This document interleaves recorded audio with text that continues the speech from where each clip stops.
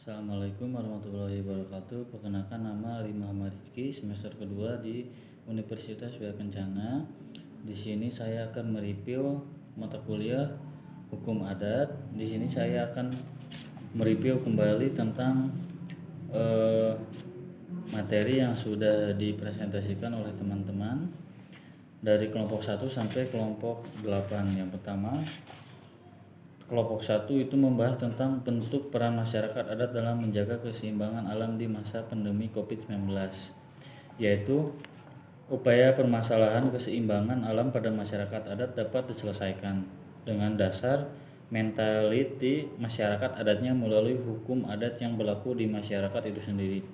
Akan tetapi, peraturan dalam masyarakat adat tidak terlalu kuat daya dorongnya apabila ada berbagai faktor penghambatnya. Selanjutnya kelompok 2 tentang kearifan lokal masyarakat hukum adat Kendeng dalam menjaga keseimbangan lingkungan hidup di tengah pandemi COVID-19.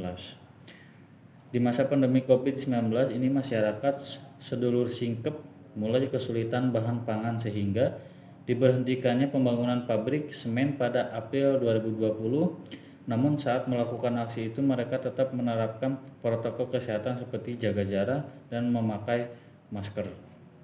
Untuk kelompok 3 membahas tentang pentingnya kearifan lokal dalam menjaga keseimbangan alam di masa pandemi COVID-19.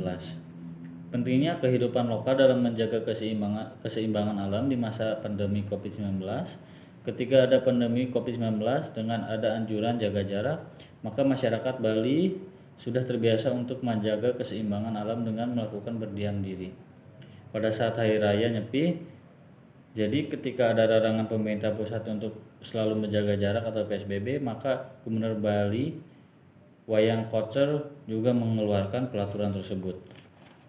Kelompok 4, revitalisasi kearifan lokal masyarakat hukum adat di pesisir dan pulau-pulau kecil dalam menjaga keseimbangan alam di tengah pandemi COVID-19. Revitalisasi kehidupan lokal masyarakat hukum adat di pesisir dan pulau-pulau kecil dalam menjaga keseimbangan alam di tengah pandemi COVID-19. Di masa pandemi COVID-19 ini ada akhirnya harus membeli kesadaran bahwa negara bersama rakyat harus berdaulat atas pangan. Kedaulatan pangan secara nasional hanya dapat tercapai apabila masyarakat adat, petani, dan masyarakat pada umumnya mau bersatu. Untuk kelompok 5 yaitu tentang peranan masyarakat hukum adat dan desa adat dalam mencegah penyebaran COVID-19. Peran desa adat Bali dalam penyebaran COVID-19, Provinsi Bali terkenal karena kekayaan budayanya. Desa adat dan hukum adatnya ketika pandemi COVID-19 merebut sampai di Bali, desa adat juga dilibatkan dalam mencegah penyebaran COVID-19 itu. Berdasarkan analisis yang dilakukan dapat diketahui desa adat Bali cukup berperan penting dalam mencegah penyebaran COVID-19 di Provinsi Bali. Dalam pelaksanaannya dikontrol langsung oleh desa adat itu, memberikan bantuan seperti sembako kepada warga yang memang memerlukan. Pembiayaan itu tersebut bersumber dari dana sosial lembaga perkreditan desa ataupun disingkat LPD milik desa adat di Bali. Aktivitas nyata tersebut didukung pula dengan aktivitas niskala pelaksanaannya upacara sesuai keyakinan hidup berupa ngening terdiam diri dengan hari yang jernih, disertai nunaska berdoa yang dilaksanakan serentak oleh warga se-Bali. Untuk kelompok 6 membahas tentang peranan masyarakat hukum adat di Nusa Tenggara Timur dalam mencegah penyebaran COVID-19. Peranan masyarakat hukum adat di Nusa Tenggara Timur dalam penyebaran COVID-19 jika dilihat dari pola pikirnya minimal ada 2 kelompok masyarakat, yaitu ada yang memandangnya sebagai fenomena alam karena COVID-19 ini merupakan gejala alam yang terjadi secara alami. Pandangan ini disebut non-artifisial, sedangkan pandangan lain ataupun pandangan kebalikannya dari yang pertama disebut artifisial. Pandangan artifisial melihat bahwa COVID-19 ini merupakan rekayasa genetika yang didesain dan sengaja disebabkan oleh manusia pembuatnya dengan tujuan tertentu, apakah politik, ekonomi, ataupun militer.